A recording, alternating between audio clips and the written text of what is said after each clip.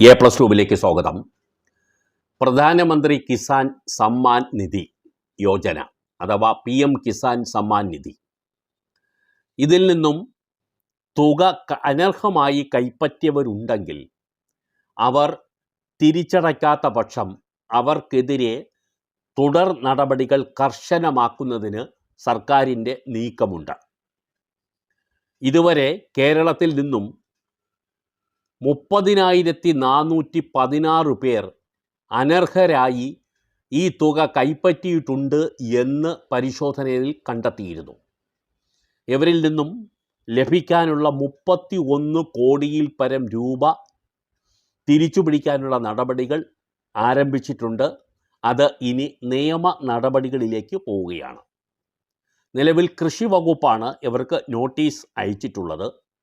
Notice ലഭിച്ചിട്ടുള്ളും തുക തിരിച്ചടയ്ക്കാത്തവർക്കെതിരെ സ്വാഭാവികമായും revenue recovery നടപടികൾ ഉണ്ടാകും. ഇതിനു പുറമെ മറ്റ് ആനുകൂല്യങ്ങൾ ലഭിക്കുന്നത് അവർക്ക് റദ്ദാക്കുകയും തുടർന്ന് ഏതെങ്കിലും പുതിയ സബ്സിഡി ആനുകൂല്യങ്ങൾക്ക് അപേക്ഷിക്കാൻ കഴിയാത്ത സ്ഥിതി ഉണ്ടാവുകയും ചെയ്യും.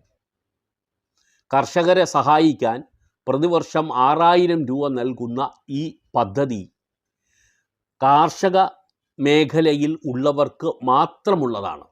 എന്നാൽ കാർഷിക വൃത്തി നടത്താത്തവരും ആദായ നികുതി അടയ്ക്കുന്നവരും ഈ തുക കൈപ്പറ്റുന്നു എന്നുള്ളത് കണ്ടെത്തിയതിനെ തുടർന്ന് ഏകദേശം 335 കോടിയിൽ പരം രൂപ സർക്കാർ തിരിച്ചു പിടിച്ചിരുന്നു.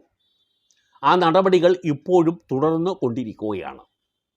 അതുകൊണ്ട് PM കിസാൻ സമ്മാൻ നിധി യോജനയിൽ ചേരുകയും തുക കൈപ്പറ്റുകയും ചെയ്തിട്ടുള്ള അനർഹരായ വ്യക്തികൾ ഉണ്ടെങ്കിൽ അത് തിരിച്ചടയ്ക്കുന്നതിന് വേണ്ടി തയ്യാറാകുന്നതാണ് ഉചിതം.